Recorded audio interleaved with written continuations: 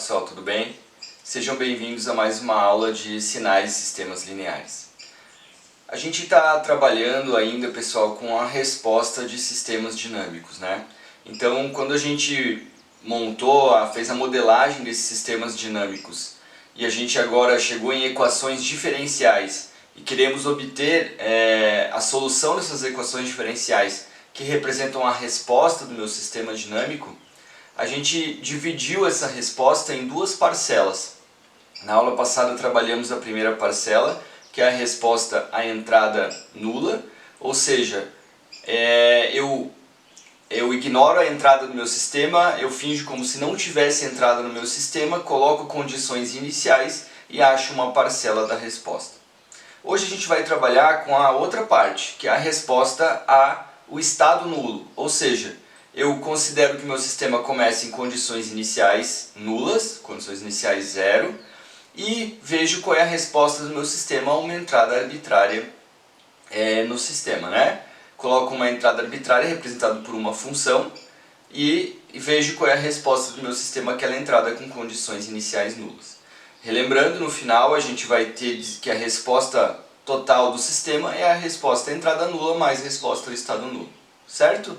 Então aí sim, uma parte com condições iniciais, outra parte com uma entrada no meu sistema, a somatória dos dois, por se tratar de um sistema linear, né? A resposta total é composta pela somatória das duas parcelas. Ok? Bom, então hoje nós trabalharemos a resposta ao estado nulo. Então lembrem, condições iniciais nulas, vou trabalhar com a resposta a uma entrada, a um sinal representado agora por uma função matemática que estaria entrando lá no meu sistema. Ok?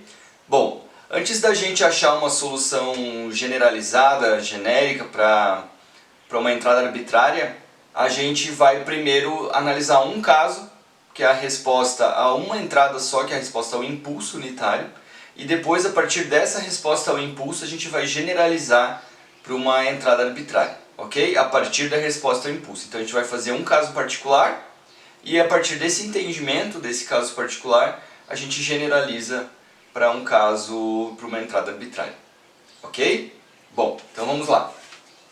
Pessoal, então vamos ver a resposta ao impulso unitário. Antes de eu falar aqui, a gente praticar isso daqui, vamos primeiro voltar a uma equação diferencial genérica. Então imagine uma equação diferencial, aqui eu tenho ordem n, né, da derivada do sinal aqui y, representando a saída, e aí eu tenho os coeficientes até y de t, então eu teria a ordem de derivada n. Se eu pegar a mesma ordem n, os coeficientes aqui de x começariam em b0, b1 até bn também, ok? Então vejam aqui, o que eu quero identificar para vocês aqui. Eu posso representar isso daqui, essa equação diferencial aqui, usando o que a gente chama de um operador D, só para simplificar a notação, e a gente vai ser útil para a gente usar um método depois para a resposta ao impulso. Mas vejam que se eu chamar de D na n a derivada n de uma função, então eu posso dizer que eu tenho um polinômio aqui, que eu vou chamar esse polinômio Q de D, né? Q, o nome do polinômio, em função de D, que é um operador derivada. Então vejam, eu tenho aqui D na n mais a1 D na n menos 1, então vejam que é só essa parcela aqui, né? Da derivada. Aí como se eu fizesse uma multiplicação aqui, né, pessoal? Distributiva aqui, ó. Então eu teria a derivada de y na n mais a1 a derivada de n menos 1 de y, assim por diante até a n y de t, ok? Então eu só reescrevi com outra notação, ficou uma notação polinomial, vou chamar esse polinômio de derivadas aqui, coeficientes de y, vou chamar de q, e a mesma coisa fazendo aqui derivadas que multiplica x de t, vou chamar de polinômio p, tá? Então polinômio p de d. Então basicamente aqui eu tenho os coeficientes e os operadores d que representam derivadas do meu sistema. Vocês vão ver que a gente vai usar agora esses polinômios, né? Esse polinômio q, p de d e q de d a gente vai utilizar para o nosso método. Então por isso que eu estou renomeando eles. Mais especificamente a gente vai usar o p de d agora, tá? Bom, Então tá. Então olha só, a gente vai usar uma forma mais simples de encontrar a resposta ao impulso, que a gente vai chamar de casamento de impulsos.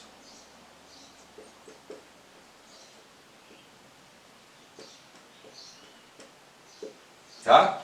Bom, a gente vai, para achar a resposta ao impulso, pessoal, a gente vai chamar essa resposta ao impulso de H de t, tá? Então vejam, mais uma letrinha reservada aqui que a gente vai utilizar nessa disciplina. A gente já tem o U de t, né, o delta de t, que representam respectivamente o degrau e o impulso. A gente vai ter mais uma letrinha reservada aqui no contexto dessa disciplina, que é H. H de t significa resposta ao impulso unitário, ok? Então sempre que a gente utilizar esse H de t no contexto dessa disciplina, eu estou falando da resposta ao impulso unitário. Então a resposta ao impulso unitário, pessoal, por esse método aqui do casamento de impulso, a gente vai fazer o seguinte. Vejam, eu tenho um impulso de t aqui multiplicado por um B0. Então por enquanto vamos olhar só essa parte aqui, ó. Quem que é B0, pessoal? O B0 aparece aqui, ó. Tá? Ou aparece aqui também. Então vejam, ele é o coeficiente que multiplica a derivada do sinal de entrada de ordem n. Tá? Então vejam só, se a ordem do meu sistema é a mesma do y e x, ó, os dois têm ordem n, o B0 é o coeficiente que multiplica aqui a derivada de ordem n do sinal de entrada. Tá? Então se o meu sistema tem a mesma ordem, vejam que a gente está trabalhando com sinais, com sistemas aqui causais, né? Então eu também não vou ter, vindo de sistemas reais, eu não vou ter a ordem aqui de derivadas da entrada maior que a ordem da saída. Então isso eu não vou ter, porque eu estou trabalhando com sistemas causais. Caso ele seja da mesma ordem, aí eu tenho um valor de B0, vai aparecer um impulso aqui direto na resposta ao impulso. Tá? Então vejam que eu tenho o que a gente chama de ligação direta, entrada e saída, né? Eles têm a mesma ordem, então eu coloco o impulso, vai ter que sair um impulso na saída. Se a ordem, que é o mais comum, né, da ordem das derivadas aqui, da entrada, for menor que a ordem das derivadas da saída, esse termo aqui seria zero, né? Eu estaria a partir daqui. Então o meu B0 é zero. Tá? Então vejam, para essa parte aqui da resposta, basicamente, se a ordem dos dois for iguais, eu vou ter um termo multiplicando aqui o B0. Se a ordem for menor, isso aqui vai ser zero, essa partezinha. Tá? Se a ordem aqui das derivadas for menor, que é a grande maioria dos casos, isso aqui vai ser zero. Ok? Bom, beleza. Agora vamos olhar essa parte aqui, ó. Essa outra parte da resposta ao impulso, pessoal, a gente tem esse yn aqui e multiplica o P de D. P de D está aqui, né? Ó, P de D está aqui, é isso aqui. P de D é esse polinômio aqui, ó. Então vejam, eu tenho esse polinômio de derivadas multiplicando o yn. Então aqui eu faria uma multiplicação, como eu falei para vocês aqui, ó, como se fosse uma distributiva. Então se eu tiver derivada aqui, eu vou derivar y de n no final, tá bom? Então isso aqui a gente vai fazer por último. Eu vou aplicar aqui o P de n, multiplicar as derivadas depois que eu encontrar esse y de n. E aqui eu estou multiplicando uma u de t para deixar o meu sistema, o meu sinal aqui de sair da resposta ao impulso causal, tá bom? Então basicamente isso daqui é para multiplicar lá os sinais de menos infinito até zero por zero, né? Beleza, então agora quem que é y de n, pessoal? Y de n a gente vai encontrar como se fosse um sinal, a resposta de um sistema, a entrada nula.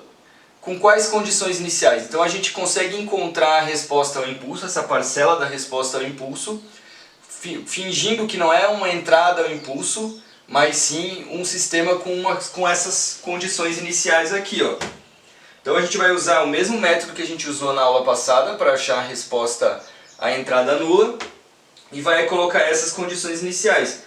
Então eu estou dizendo que é como se fosse a resposta ao impulso. Se eu tenho a ordem 1, ó, eu tenho uma condição inicial só, então a condição inicial é que ela é 1. Tá? Se eu tenho duas meu sistema de ordem 2, eu considero que yn de 0 é 0 e y ponto de n de 0, né, é 1. Então vejam que sempre a condição mais alta, da derivada mais alta é 1 e as outras é 0. Ó. Se for ordem 3, 0, 0 e 1. Então, pessoal, eu acho como se fosse uma resposta a entrada nula com essas condições iniciais. Se fosse ordem 4 aqui, seria 0, 0, 0, 0, 1. A derivada 3 seria 1. E assim por diante, tá? Então eu faço a resposta a entrada nula, vai aparecer os modos característicos do meu sistema naquela resposta para essas condições. Coloco a y de n aqui, multiplico pelo p de d, se tiver a mesma ordem aparece esse elemento, se não, está feito. Eu encontro a resposta ao impulso, tá? Então esse aqui é um método mais simples da gente operar, que chama casamento de impulsos. Se vocês olharem no livro do Latte, dá para encontrar a demonstração, né, de que isso aqui funciona, a prova, né, de que isso aqui funciona. A gente não vai se estender aqui no vídeo. Então a gente vai aprender a utilizar aqui essa solução do casamento de impulso, tá bom? A gente vai aplicar num exemplo e depois a gente vai generalizar essa solução para uma entrada arbitrária qualquer. Beleza, pessoal? Então vamos aplicar aqui nesse exemplo. Então vamos considerar esse sistema, né? Derivada segunda de y mais 3 vezes derivada primeira de y mais 2y de t igual a dx dt. O que eu quero fazer aqui? Encontre h de t, que é a resposta ao impulso unitário, ok? Então basicamente, pessoal, o que a gente está fazendo aqui? Eu quero saber se eu trocar x de t por um impulso, ó, então vejam, x de t é igual a impulso de t, certo? Estou colocando um impulso aqui na entrada e quero ver a resposta total do meu sistema, tá? Não percam isso em mente. O que é ver a resposta do meu sistema ao impulso? Então, eu vou considerar que eu tenho condições iniciais 0 no meu sistema, condições iniciais nulas. Quero colocar um impulso aqui, ó, e ver como é que o sistema se comporta. Qual é a saída do meu sistema, tá? O método que a gente vai usar é casamento de impulsos, e aí a gente vai chegar aqui no resultado final. Mas o que eu estou representando aqui é colocar x de t por um impulso de t. Então eu poderia trocar aqui, ó, delta de t, e ver a resposta do meu sistema, ok? Bom, então como eu falei para vocês, a gente vai ver aqui a resposta ao impulso. Eu preciso definir essas coisas para montar essa solução, tá bom? Primeiro, delta de t vezes b0. Vejam que aqui eu tenho ordem 2 e aqui ordem 1. Então, o meu b0 estaria multiplicando aqui a derivada segunda. Então o meu b0 só pode ser 0, tá? A ordem desse é menor que aquele, então já vou colocar aqui, ó, b0 igual a 0. Então essa parcela aqui não vai aparecer na minha resposta, tá? Quem é o p de d, pessoal? O p de d, lembrem que é aqui o polinômio, né, dessas derivadas. Então eu posso dizer que isso daqui, o p de d, nesse caso é só um d, né, que multiplica x de t. Ó. Então o meu polinômio aqui é só um d, ó, tá? Se eu tenho uma derivada, beleza? Então o p de d é só um d aqui multiplicando. Ótimo, então já sei essa parte, já sei essa parte. Isso aqui é só um degrau, falta achar agora o yn, ok? Então yn vai ser igual. Então basicamente eu tenho que achar a solução desse sistema como se fosse uma resposta à entrada nula com essas condições iniciais, tá? Vejam que o meu sistema é um sistema de segunda ordem.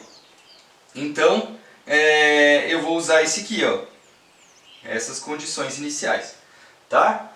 Beleza. Então se eu pegar e fizer aqui o operador lambda, vou colocar isso aqui mais para baixo.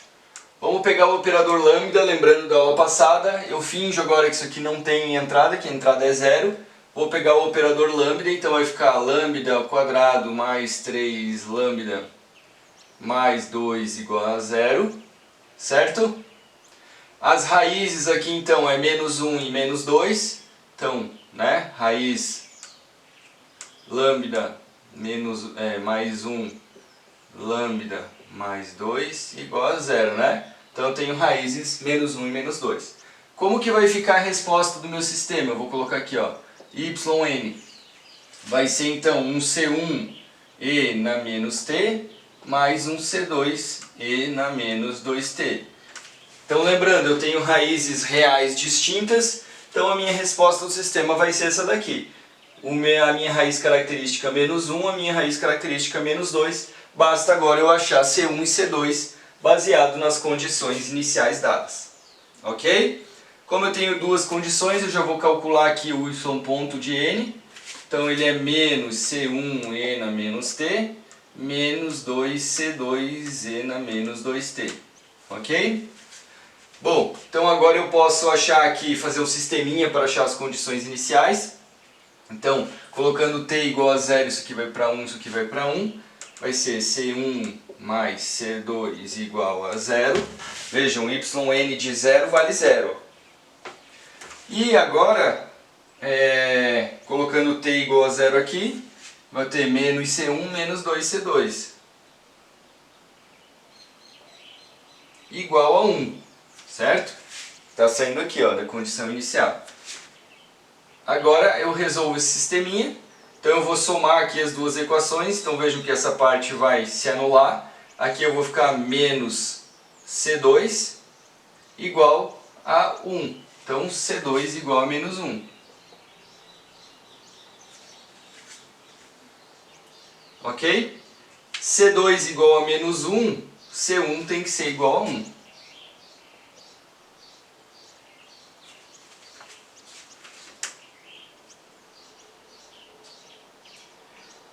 Ok? Bom, então agora eu vou substituir aqui quem é h de n. Então vejam meu yn, desculpa. Vou colocar aqui, yn vai ser igual a menos e na menos t mais e na menos 2t para t maior ou igual que 0. Ok? Bom, e agora pessoal, a minha resposta final aqui, ó, eu vou substituir aqui o meu h de t. Então vejam, isso aqui vai para 0. Deixa eu até... Isso aqui vai para 0, ó, nesse caso. P de d é só uma derivada, então vai ficar assim d, que multiplica e na menos t mais e na menos 2t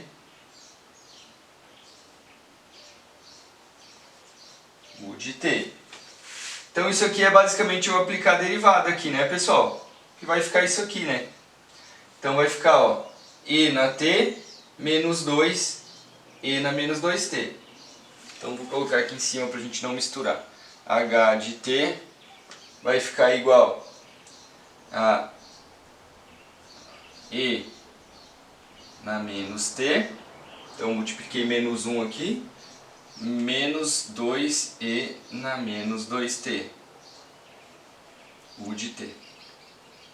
Então está aqui a resposta final do meu sistema, ok? Então vejam, achei a resposta ao impulso do meu sistema. Significa que, se eu pegar aqui e colocar condições iniciais nulas, colocar um impulso aqui, a resposta do meu sistema vai ser essa daqui. E na menos t, menos 2 e na menos 2t. Ok, pessoal? Achamos a resposta ao impulso do nosso sistema. Beleza, pessoal. Agora vamos ver como que a gente generaliza a resposta ao impulso unitário para uma resposta a uma entrada arbitrária qualquer que eu tenha no meu sistema. Então vamos ver aqui algumas propriedades da resposta ao impulso, considerando que o nosso sistema é linear, né? Então imaginem vocês aqui, eu tenho uma entrada que é um impulso de t, certo? Foi o que a gente acabou de fazer, ele vai dar uma resposta ao impulso h de t, ok? Então vamos supor, eu tenho um impulso e a resposta dele é essa daqui, h de t. O que acontece, pessoal, se a gente deslocar o impulso? Então vamos supor que eu desloquei o impulso aqui, agora não é mais impulso de t, só é um impulso de t menos uma constante. Por enquanto vamos chamar essa constante aí de menos n delta t. Tá? Depois vai fazer sentido esses nomes aqui que eu vou mostrar para vocês. Então eu só peguei um impulso que era em 0 e desloquei ele n delta t aqui, ó. que teria na minha resposta? Vai ser a mesma h de t deslocada. h de t deslocada menos n delta t, certo? Então eu tenho a mesma resposta, só deslocada aqui, considerando que é n delta t. Beleza? Então a propriedade de deslocamento, se eu desloco a entrada, desloco o impulso, vai aparecer a mesma saída deslocada. Ok? Bom, e o que acontece se eu, além de deslocar, se eu multiplicar por uma constante? Então eu vou multiplicar aqui por uma constante, vai mudar aqui, né, a amplitude do meu sinal. Então veja, eu estou multiplicando o impulso por uma constante e deslocando. O que aconteceria na minha resposta, pessoal? Considerando que o sistema é linear, vai aparecer também a mesma constante aqui multiplicando a saída. E ela deslocada no tempo. Então se eu multiplicar e somar e deslocar, né, a entrada, vai aparecer a mesma saída multiplicada pelo mesmo valor e deslocada a mesma quantidade no tempo. Ok? Então essa é uma propriedade, porque os sistemas que eu estou trabalhando são sistemas lineares. Bom, vamos ver onde que eu quero chegar com isso. Então se eu aplicar, vamos considerar agora uma entrada arbitrária qualquer. Vou fazer um esboço aqui. Então vamos supor que agora eu quero colocar uma entrada no meu sistema que tem uma função lá qualquer. Ok? Eu posso, pessoal, representar essa função, veja se vocês concordam comigo. Eu posso representar essa função assim, ó. Um impulso aqui, um impulso aqui, um impulso aqui e assim por diante.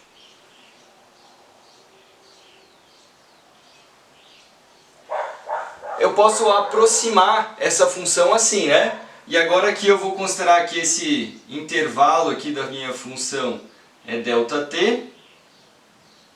Tá?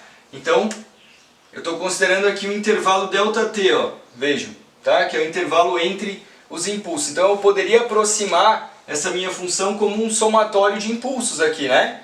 Onde, vejam, o deslocamento aqui é n ΔT, então n igual a 0, n igual a 1, n igual a 2, e assim vai indo, né? N ΔT, que eu estou fazendo aqui. Então, cada um desse impulso aqui está deslocado por n ΔT, vejam que é como eu coloquei aqui, n ΔT. E quanto que vale esse valor aqui? É o impulso unitário multiplicado por esse valor aqui, né? Ó, vamos considerar que eu vou fazer uns quadradinhos assim para aproximar a minha função, tá? E assim por diante. Então, para eu aproximar essa função aqui, eu tenho que multiplicar, então, ó, o valor x, que é o valor da função em n ΔT, o valor aqui em n ΔT é o valor da função, multiplicado por ΔT, que é essa quantidade. Então, vai ser essa areazinha aqui multiplicado pelo impulso. Lembrem que a área do impulso, né, é 1, então eu estou multiplicando esse valor aqui por um impulso. Então, cada um desses quadradinhos aqui, o valor dele vai ser xn ΔT, né, o valor de x em n ΔT, que é esse valor da função, multiplicado por ΔT, vezes o impulso deslocado. Tá? Então vejam que eu consigo aproximar uma função arbitrária qualquer por um somatório de impulsos deslocados multiplicado pelo valor da função aqui, né, pela areazinha da função nesse ponto. Ok? Beleza, se eu aproximar a minha função de entrada assim, como que vai ficar a minha função de saída?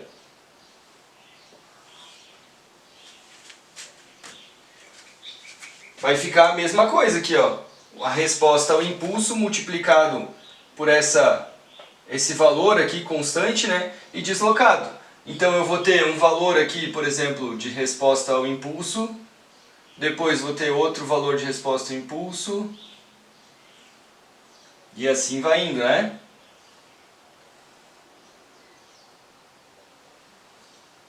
Ó.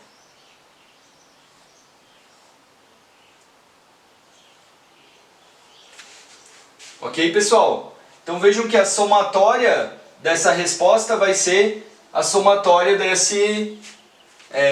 a resposta final aqui dessa entrada arbitrária vai ser a somatória dessas respostas, multiplicado aqui por essa constante que está dando esses valores, né? E deslocado no tempo. Tá? Então, basicamente, se eu quiser representar a resposta a uma entrada arbitrária, eu posso aproximar aqui por várias respostas, várias entradas ao impulso, e a minha resposta vai ser o somatório de todas essas respostas ao impulso. Vejam vocês que eu só vou aproximar bem essa curva aqui se esse ΔT tender a zero, né? Se o ΔT tender a zero, a minha aproximação da curva vai ficar muito próxima da função real. Então, se eu conseguir representar isso aqui, tornando ΔT infinitesimal, eu vou representar corretamente a minha curva. E a minha resposta aqui, cada uma dessas vai ficar totalmente juntinho uma com a outra, vai dar uma resposta total aqui do meu sistema, tá? Vejam que eu não estou preocupado aqui com o formato, né? Eu estou só somando aqui e depois a gente veria o formato que daria com essa somatória. Então, beleza, a gente pode deduzir aqui agora esse cálculo, né? Essa conta. Então, se eu aproximar uma entrada dessa forma, a minha solução vai ser essa daqui. Então vamos chamar aqui a resposta ao estado nulo. Então isso daqui seria um limite, né, pessoal? Um limite com o ΔT aqui tendendo a zero. E eu tenho um somatório, né? Aqui eu vou chamar esse deslocamento de tal, né? Deixa só eu trocar aqui. Eu chamei ele de tal aqui, tá? Então eu tenho o T, aqui é tal. Só para deixar a mesma nomenclatura. Então vai ser o somatório disso daqui, né? Com ΔT tal tendendo a zero. Então beleza, vai ser, vou colocar aqui x, n, ΔT tal, que multiplica ΔT tal, h de t menos ΔT tal. Ok, então vejam, esse valor multiplicando eu posso passar ele lá para o outro lado, só para ficar diferente a minha notação. Aqui vai ser, aqui faltou um n multiplicando, né? Tá. Então vejam, n ΔT tal, pessoal, quando esse ΔT tal aqui ele está tendendo a zero, n ΔT tal, então eu vou ter parcelas infinitas aqui, né? De n vai tender a infinito, são parcelas infinitesimais, um somatório infinito de parcelas infinitesimais aqui. Então isso daqui vai ficar um ΔT tal, aqui eu tenho o ΔT tal, vai virar um d tal, né?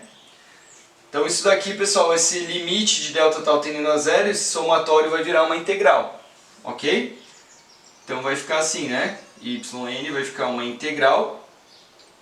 E aí, o que eu vou ter aqui? Eu vou ter x de tal, passando esse cara para lá, h de t menos tal, d tal. Ok?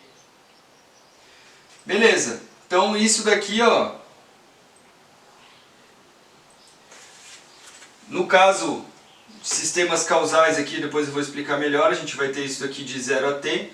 Isso daqui a gente chegou numa integral para calcular essa resposta ao impulso, certo? Desculpa, essa resposta à entrada nula.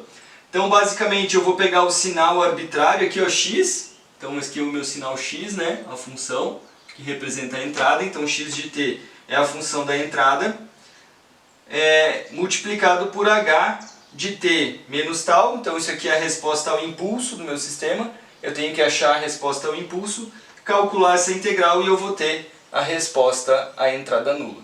Tá bom? Beleza.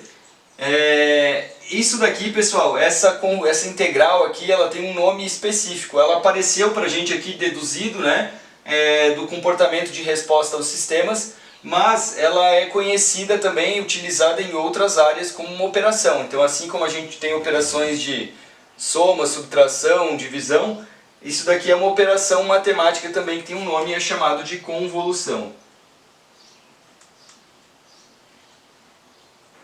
Então essa daqui é o que a gente chama da integral de convolução. A gente pode tratar ela diretamente aqui com resposta ao impulso, sinal de entrada no contexto aqui de sinais e sistemas lineares. Mas eu posso ter uma função matemática qualquer, x, uma função matemática qualquer aqui, y, e eu posso fazer a convolução entre dois sinais, tá bom? Genericamente entre duas funções matemáticas. Então, a gente vai aplicar aqui usando o nosso contexto de sinais sistemas lineares, mas é importante a gente saber que isso daqui é uma convolução, é utilizada em outras áreas, é uma operação matemática, e aí a gente tem propriedades também que a gente pode utilizar para simplificar os nossos cálculos, ok? Então depois a gente vai falar um pouco das propriedades da convolução. Beleza, então assim, o símbolo que a gente utiliza para definir uma convolução é um asterisco. Então eu posso dizer aqui para vocês, ó, que resposta entrada nula vai ser igual à convolução do sinal de entrada, x de t, e aí eu coloco assim, ó, convolução com h de t. Ok? Então aqui é a convolução de um sinal x de t com o sinal h de t. Beleza? Se x de t e h de t forem causais, então os meus intervalos aqui da convolução vão ser de 0 a t. Se eu pensar genericamente na integral de convolução, os limites de integração é de menos infinito a mais infinito, e de acordo com a natureza de x e h aqui, a gente vai avaliar, eu tenho que rever aqui os meus limites de integração para calcular a convolução, ok? Isso vai ficar mais claro depois nos exemplos e quando eu falar para vocês da interpretação gráfica aqui dessa convolução, ok? Bom, então vamos fazer um exemplo aqui, eu vou colocar um exemplo e a gente vai calcular a resposta ao estado nulo para uma entrada arbitrária. Daí a gente vai melhorando o nosso entendimento aqui dessa operação e da integral de convolução. Beleza, pessoal, então agora vamos fazer um exemplo aqui de resposta ao estado nulo. Então olha só, vamos calcular aqui resposta ao estado nulo, digamos para uma entrada arbitrária aqui, ó, x de t, e na menos t, u de t. Tá? Então eu quero colocar essa entrada no meu sistema. O que eu preciso fazer, pessoal? Digamos que eu tenho a equação diferencial lá. Primeira coisa que eu tenho que fazer é calcular a resposta ao impulso, como a gente viu no começo da aula. Tá? Então a gente usa lá aquela propriedade de casamento de impulsos, calcula a resposta ao impulso e acha h de t. Vamos supor que a gente obteve essa h de t aqui, ó, e na menos 2t u de t. Ok? Agora eu posso, para qualquer entrada que eu quiser, aqui no caso e na menos t u de t, eu coloco essa entrada lá e vejo qual é a resposta ao estado nulo. Tá? Depois, se eu quisesse testar outras respostas, eu só colocaria essa daqui. Então a resposta ao estado nulo, ela vai ser a convolução, né, de x de t com h de t. Isso significa o quê? Vou montar ali, né? Então vai ser a minha y e n aqui vai ser a integral de, aí eu vou pegar a minha x de tal, x essa daqui, e na menos tal, u de tal, que multiplica h de t menos tal. Então vai ficar e na menos 2, estou trocando o t aqui por t menos tal. T menos tal, u t menos tal, d tal. Ok? Então montei aqui a integral de convolução. Vejam que esses dois sinais aqui são causais, né? Ó, eles estão multiplicados por u de t. Ou seja, eles só têm algum valor a partir de t igual a zero, né? De menos infinito até t igual a zero, ele vale zero, porque os dois estão multiplicados por degrau aqui. Então, nesse caso, os meus limites de integração vão ser de 0 a t. Eu vou mostrar para vocês depois com a análise gráfica da convolução por quê. Então, por enquanto, se os dois sinais são causais, eu vou fazer de 0 a t, que é a grande maioria dos nossos sinais vão ser sinais causais quando a gente vem de uma modelagem de sinais reais, tá bom? Beleza, então agora é só resolver essa integral, tá, pessoal? Então, essa integral aqui de 0 a t, o que eu vou fazer aqui? Primeiro, u de tal, então vejam que tal vai de 0 a t. Então o t é um valor positivo, maior que 0, né, de 0 a t. O degrau de 0 a t vale 1, né? Então, todos os meus limites de integração, isso aqui vale 1. A mesma coisa aqui, ó, u de t menos tal. Veja que tal varia de 0 a t, então t menos 0 é positivo e t menos t é 0. Então, vejam que são todos valores positivos, né? vai de 0 a t também. Então, também vale 1 para todo o meu limite aqui, né, da minha área de integração, tá bom? Beleza, então agora eu vou multiplicar aqui, ó, vai ficar menos 2t mais 2 tal. Então vai ficar e na menos tal multiplicado por e na menos 2t multiplicado por e na 2 tal d tal. Então vejam, e na menos tal e na 2 tal, multiplicando, soma os expoentes, vai ficar só um e na tal. Tá bom? É Natal ainda não, estamos em dezembro já, mas ainda não é Natal. Piadinhas à parte, vai ficar um e Natal e na menos 2t, né? Então esse e na menos 2t, pessoal, vejam que eu estou integrando em relação a tal. Então eu posso colocar ele para fora, né? Então vai ficar e na menos 2t, a integral de 0 a t de e na tal d tal. Então é Natal. Beleza. Agora é só eu resolver aqui. Vai ficar e na menos 2t integral de e na tal vai ficar e na tal mesmo, aplicado de 0 a t. Então vai ficar e na menos 2t, que multiplica aqui e na t, menos e na 0, que é 1, né? Beleza? Então multiplicando aqui, vai somar os expoentes, vai ficar e na menos t, menos e na menos 2t. Isso aqui é válido para t maior ou igual que 0, ou então eu pego e faço isso daqui, né? Multiplicado por u de t. Não dá para esquecer isso daqui, tá, pessoal? Multiplicar esse u de t.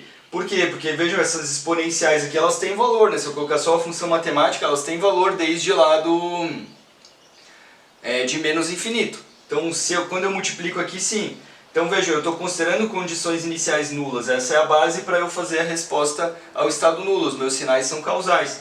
Então, vejam, e na menos t menos e na menos 2t multiplicado por u de t. Então, eu vou ter uma resposta assim, né? É 0 até aqui e depois vai ter uma resposta com essas exponenciais aí. Tá bom? Beleza. Então, chegamos a um valor aqui. Essa daqui, então, é a resposta ao estado nulo do meu sistema. Se eu tivesse calculado uma resposta à entrada nula também, agora eu somaria essas duas e eu chegaria numa resposta final do meu sistema. Ok? Então, basicamente, pessoal, aqui a gente vai operacionalizar essa integral de convolução, né? E vou chegar numa resposta. Se eu quisesse testar para outra resposta, fosse só um degrau aqui, ó, eu ia colocar aqui só um degrau e ia resolver essa integral de convolução e achar a minha resposta ao estado nulo. Ok? Então, basicamente, essa é um exemplo aqui de operacionalização da minha integral de convolução e do cálculo da minha resposta ao estado nulo. Vejam agora vocês que o que pode variar agora é a resposta ao impulso e aqui a entrada arbitrária. Então o que vai acontecer? Dependendo da função que eu der para vocês, eu vou ter uma integral um pouco mais difícil e um pouco mais fácil de resolver. Vejam que a resposta ao impulso aqui, ó, ela vai ser sempre exponenciais, né, pessoal? A gente já viu que são respostas ao impulso são exponenciais. E os sinais de entrada geralmente são sinais arbitrários que a gente consegue modelar, que a gente conseguiria aplicar na prática. Então não seriam sinais muito esquisitos, com funções muito diferentes para o meu sistema, tá? Vai aparecer degrau, impulso exponencial, tá? Coisas do tipo. Mas basicamente, se eu escolher funções um pouco diferentes, ia ter uma dificuldade um pouco maior ou um pouco menor para calcular integrais. Mas basicamente a partir daqui vira cálculo, né? É só resolver essa integral, tá bom? Então o procedimento vai ser sempre para a resposta ao estado nulo. Achar a resposta ao impulso, por aquele método que a gente viu no começo da aula, e depois resolver a integral de convolução com a entrada que vocês desejam testar. Beleza? Vamos ver então agora algumas propriedades da convolução e um entendimento gráfico. Então, propriedade comutativa da convolução. Então vejam, vamos imaginar ela simplesmente como uma operação. Então se eu tenho uma função x1 convolução com x2, é a mesma coisa que eu fazer a convolução de x2 com x1, né? Com x2 convolução com x1. Então vejam que essa propriedade é importante porque uma delas a gente faz x1 de tal e x2 de t menos tal. E aqui eu faria x2 de tal e x1 de t menos tal. Então, às vezes mudando a ordem aqui fica mais fácil de resolver essa integral de convolução, ok? Então só mudando o resultado vai ser o mesmo, mudando a ordem dentro da integral às vezes fica mais fácil de resolvê-la. Daí é importante usar essa propriedade comutativa. Vocês vão ver que as propriedades da convolução são semelhantes às propriedades da multiplicação. Então se a gente fizer uma analogia com multiplicação vai ficar mais fácil de vocês lembrarem essas propriedades, né? A multiplicação também, né? x1 vezes x2, se fossem números aqui, né, seria igual a x2 vezes x1, tá? Então a propriedade comutativa se aplica à operação de convolução. Também a gente tem a propriedade distributiva. Então se eu precisar fazer a convolução de x1 com a soma de outras funções, x2 e x3, eu posso aplicar a propriedade distributiva aqui, ó, fazer a convolução de x1, x2 mais a convolução x1, x3, tá? Então também eu tenho o somatório lá, eu posso decompor uma função, dependendo, né? E fazer uma convolução mais simples, x1, x2, x1, x3, ok? Então vamos supor a solução, né, da nossa resposta ao impulso, pode ser uma exponencial 1 mais uma exponencial 2 mais uma exponencial 3. Fazendo isso daqui, e eu tenho uma função arbitrária de entrada, eu posso calcular uma convolução para cada uma parcela ali da minha resposta, ok? E no fim, né, só somar tudo eu tenho a resposta total. Então também se aplica aqui a propriedade distributiva e é bem útil para a gente achar a resposta, fazer a convolução para a resposta ao estado nulo. A propriedade associativa também, então a convolução de x1 e eu tenho aqui fazendo a convolução de x2 e x3, é a mesma coisa que eu mudar a ordem aqui, fazer primeiro a convolução de x1 x2 e depois fazer a convolução com x3, tá? Então eu posso mudar a ordem aqui e fazer essa propriedade associativa também para que eu possa simplificar a minha operação e o meu cálculo, tá bom? E por fim aqui também uma propriedade interessante que é a convolução ao impulso. Então se você pegar uma função arbitrária qualquer e fizer a convolução com o impulso, vai dar a própria função. Então o impulso é como se fosse o elemento neutro, né? Ele é o elemento neutro dessa propriedade de convolução. Você fazer a convolução com o impulso vai dar ele mesmo. Fazendo uma analogia com multiplicação, igual multiplicar por 1, né? Então, se eu multiplicar qualquer número por 1, vai dar ele próprio. Então, se eu fizer a convolução de qualquer sinal arbitrário com um impulso unitário, eu vou ter o próprio sinal. Ok? Ok, pessoal, então vamos analisar agora um entendimento gráfico da operação de convolução e vamos ver como ele nos ajuda a definir os limites de integração da convolução. Ok? Bom, então como é que a gente vai analisar? Vamos analisar primeiro o caso onde as minhas funções são causais. Então vamos pegar um exemplo aqui para ilustrar. X de tal, vejam agora que as funções aqui elas estão em relação a tal, né? Beleza? A função é em relação a tal. Então vamos supor que a minha x aqui é um degrau. Então um degrau de t vira um degrau de tal, vou desenhar ele aqui, não muda nada, né? Então vou colocar ele aqui, só lembrando que agora o meu eixo aqui é tal, ó. E aí eu vou colocar, eu vou ter um degrau aqui, né? Beleza? Então essa parte aqui, ó, tá aqui representado. Tá. Agora vamos pensar numa H. Vamos pensar numa H causal. Vejam que ela é em relação a tal e não mais a t. Então H de menos tal mais t. Vamos pensar assim. Vamos primeiro desenhar H de menos tal. O que acontece quando eu coloco um sinal de menos aqui?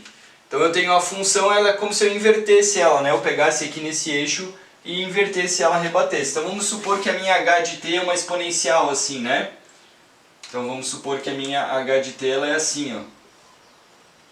H de t é uma exponencial, tá? Mas ela é causal aqui, ela é zero, daí sobe e tem uma exponencial. A H de menos t, essa daqui é a H de t. A minha H, então vou deixar ela aqui, H de tal seria assim. H de menos tal, como que ficaria, pessoal? ficaria assim, né? H de menos tal, ela vem 0 aqui, assim, e aí ela faz isso aqui, tá? Então é simplesmente como se eu pegasse isso aqui e girasse 180 graus, ela fica rebatida para lá, tá? Então essa daqui é H de menos tal. E H de menos tal mais T, se eu colocar aqui H de menos tal mais T, ela é deslocada em T. Então vamos pensar no T como uma constante, né? Vamos supor que eu tenho um cursor aqui. Se o meu T é positivo, essa função ia ficar assim, né? Ia ficar deslocada aqui, aqui sendo T. Certo? Então H de T menos tal, aqui ou de menos tal mais T, né? É como se eu invertesse a função, girasse ela 180 graus. E agora vamos supor que o T aqui é como se eu tivesse um cursor, aqui eu fico deslocando ela em T, né, para valores de T de menos infinito até mais infinito. Eu escolho aqui o valor de T, ele é como se fosse uma constante, tá? Então eu rebato H de T menos tal e aqui H de T de tal, né, AX de tal. Então o que eu estou fazendo aqui, pessoal? Eu vou escolher valores aqui de tal, né, que são os meus limites de integração, e eu vou estar como calculando a área da multiplicação entre essas duas funções. Então eu vou colocar ele aqui no mesmo eixo, a minha H. Então eu vou supor um T aqui negativo, então ele vai estar assim, né? Vai estar a minha função aqui, certo?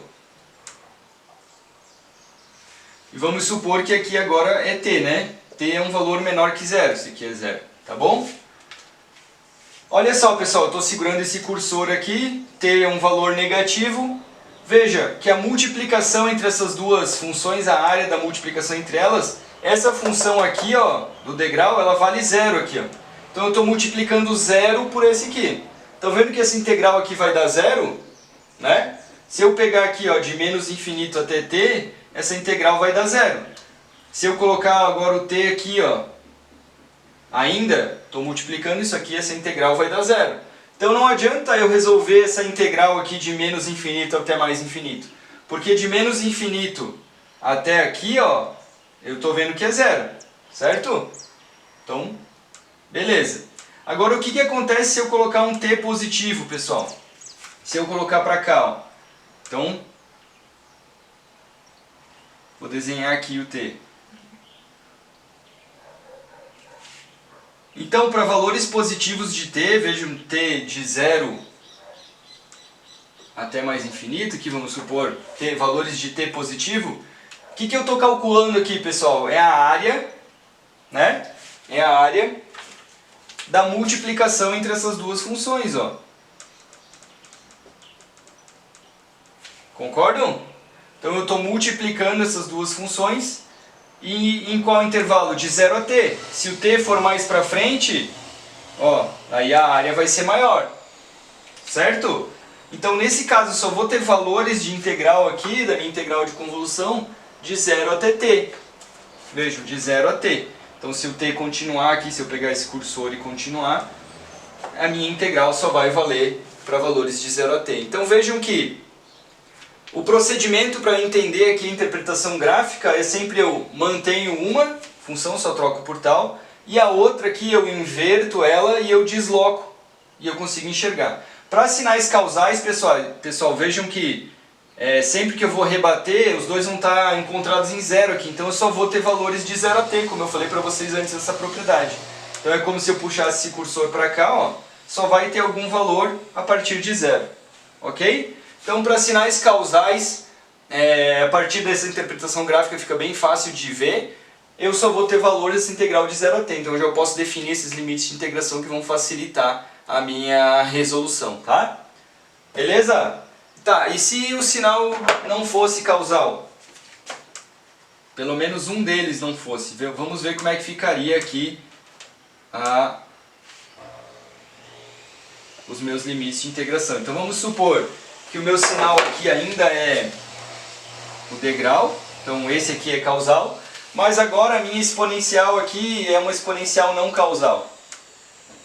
Vamos supor que é uma exponencial assim, ok? Ela tem valores de menos infinito até zero, só para a gente analisar. Então, A h de menos tal aqui seria rebatido, então ela ficaria assim, né? Assim. E se eu fizer h de menos tal mais t, ela vai estar deslocada de t assim, né? Ó, aqui é t. Ok? Então vejam, se eu colocar um valor negativo de t aqui, ó. Vamos colocar assim. Aqui é t, ó. Vejam que eu já tenho uma área, né, pessoal? Eu já tenho uma área que passa para cá, ó. Isso aqui vai até infinito. Agora vejam vocês, se eu deslocar esse t para frente e para trás aqui, ó, ainda vai ter alguma coisa multiplicando de 0 até infinito. Certo? Então, nesse caso aqui, pessoal, a gente vai ter que dividir em duas partes. Vamos considerar primeiro para t menor que 0. Então, se o t é menor que 0, ou seja, de menos infinito até 0, quais são os meus limites de integração? É de 0 a infinito. Certo? Então você colocaria lá de 0 a infinito. Vou colocar aqui os limites, integral de 0 a infinito. Tá? Ok? Então o meu cursor não depende de t aqui, né? Se t está lá em menos infinito ou se t está pertinho de 0, a integral vai estar sempre valendo de 0 até infinito. A partir do momento que o t é maior que 0, deixa eu colocar assim, ó. Se eu colocar aqui, ó, t maior que 0, quais que são os meus limites de integração? Vejam que daí agora ele vai daqui, né? Vou botar t aqui, ó.